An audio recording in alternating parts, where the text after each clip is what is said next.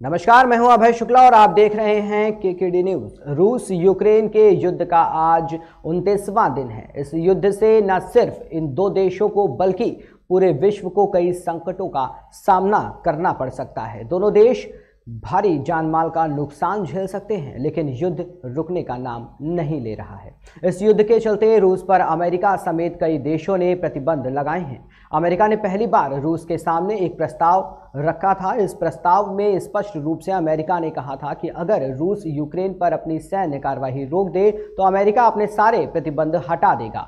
इसके बावजूद युद्ध रुकने का कोई भी नाम नहीं ले रहा है। एक तरफ जहां पूरा विश्व इस युद्ध को रोकने की कामना कर रहा है, तो वहीं रूस ने जब से परमाणु हमले की धमकी दी है तब से अमेरिका से लेकर यूरोप तक में हलचल मच गई है। हिरोशिमा नागासाकी के परमाणु हमले से अभी तक विश्व उबर नहीं पाया है। ऐसे में रूस की यह धमकी पूरी दुनिया के लिए तबाही ला सकती है।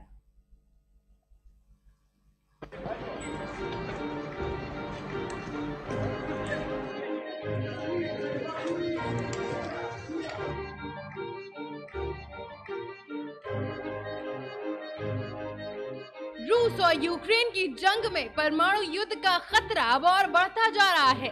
हाल ही में रूस के विदेश मंत्री ने चेतावनी दी थी कि अगर न्यूक्लियर हथियारों के इस्तेमाल से तीसरा विश्व युद्ध छेड़ा गया तो वो पूरी दुनिया के लिए विनाशकारी होगा। यूक्रेन के खिलाफ युद्ध छेड़ने को लेकर रूस पर लगातार अंतर्राष्ट्रीय दबाव बनाया जा रहा है। उस पर कई तरह के प्रतिबंध लगाए गए हैं। ऐसे में रूस ने पीछे हटने के बजाय दुनिया को धमकाने की कोशिश की है। रूस ने दुनिया को तीसरे विश्व युद्ध की धमकी देते हुए परमाणु युद्ध छेड़ने की बात कही है। दरअसल रूस के विदेश मंत्री सेर्गेई लाव्रोव ने चेतावनी दी है कि अगर परमाणु हथियारों के इस्तेमाल से तीसरा विश्व युद्ध छेड़ा गया तो ये विनाशकारी होगा। रूस ने कहा कि अमेरिका के राष्ट्रपति जो बिडेन को मालूम है कि प्रतिबंधों का नतीजा क्या होगा। इससे ठीक बाद रूसी सेना की ओर से यूक्रेन के ज़ापोरिज़िया न्यूक्लियर पावर प्लांट पर हमला किया है। ये यूरोप का सबसे बड़ा न्यूक्लियर पावर प्लांट है। रूस और यूक्रेन की जंग खतरनाक होती जा रही है। खबर है कि रूस ने यूक्रेन के ज़ापोरिज़िया न्यूक्लियर पावर प्लांट पर हमला करने के बाद कब्जा कर लिया है। इसके बाद अमेरिका से लेकर यूरोप तक बड़ी हलचल पैदा हो गई है। वहीं ब्रिटेन ने संयुक्त राष्ट्र सुरक्षा परिषद की इमरजेंसी मीटिंग बुलाई है। न्यूज एजेंसीज के मुताबिक रूस की सेना ने ज़ापोरिज़िया न्यूक्लियर पावर प्लांट को अपने कब्जे में ले लिया है। बताया जा रहा है कि रूसी हमलों में प्लांट की यूनिट 1 के रिएक्टर कंपार्टमेंट को नुकसान पहुंचा रहा है। हालांकि खतरे की बात नहीं है, ये नॉर्मल लेवल रेडिएशन है, कहना अधिकारियों का है। इससे पहले यूक्रेन के विदेशी मंत्री डेमट्रियो कुलेबा ने ट्वीट कर दावा किया था कि रूस की ओर से लगातार ज़ापोरिज़िया प्लांट पर हमले किए जा रहे हैं, जो यूरोप का सबसे बड़ा न्यूक्लियर पावर प्लांट है। धुआं उठ रहा है। अगर यहाँ धमाका होता है तो ये चेरनोबिल में हुए हादसे से भी 10 गुना ज्यादा बड़ा हादसा होगा। उन्होंने रूस के सीज फायर करने की अपील की है। पावर प्लांट के हमले की खबर सामने आने के बाद अमेरिका से लेकर यूरोप तक बड़ी हलचल है। अमेरिकी राष्ट्रपति जो बिडेन और ब्रिटेन के प्रधानमंत्री बोरिस जॉनसन ने यूक्रेन के राष्ट्रपति वोलोदिमीर ज़ेलेंस्की से बातचीत की है। बोरिस जॉनसन ने ज़ेलेंस्की से कहा कि वो इस मसले पर कुछ ही घंटों में यूएनएससी की इमरजेंसी मीटिंग बुलाएंगे। ज़ापोरिज़िया न्यूक्लियर पावर प्लांट में 6 परमाणु रिएक्टर्स हैं, जो यूरोप के सबसे बड़ा और दुनिया में 9वें नंबर का प्लांट है। दावा है कि रूस इस पर मोटर्स और आरपीजी के साथ हमला कर रहा है। इस हमले के बाद इंटरनेशनल एटॉमिक एजेंसीज भी अलर्ट हो गई हैं। IAEA ने ट्वीट कर बताया है कि उसे यूक्रेन ने जानकारी दी है कि रेडिएशन का खतरा नहीं है।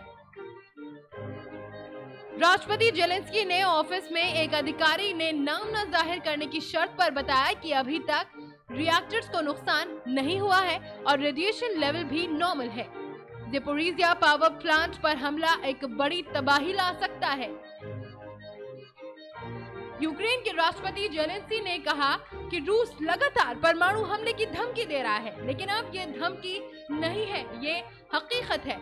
हमें पता है कि न्यूक्लियर पावर प्लांट की आग कब बुझेगी। हमें नहीं पता कि धमाका होगा भी या नहीं। अगर ऐसा हुआ तो इसे कैलकुलेट भी नहीं किया जा सकता।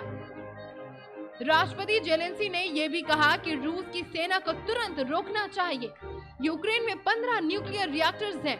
अगर न्यूक्लियर धमाका होता है तो ये सब का अंत होगा, पूरा यूरोप खत्म हो जाएगा, मतलब पूरे यूरोप में लोगों को निकालना पड़ेगा। उन्होंने अपील करते हुए कहा कि रूसी सेना को रोकने के लिए यूरोप को कदम उठाना होगा। यूरोप को परमाणु आपदा में मरने मत दो। जेलेंस्की ने चेरनोबिल हादसे का जिक्र करते हुए कहा कि ज़ेपोरिज़िया में 6 रिएक्टर्स हैं। चेरनोबिल में एक ही ने तबाही मचा दी थी। वहीं विदेश मंत्री दिमित्रो कुलेबा ने कहा कि अगर यहाँ धमाका होता है तो चेरनोबिल में हुए हादसे से भी 10 गुना बड़ा हादसा होगा।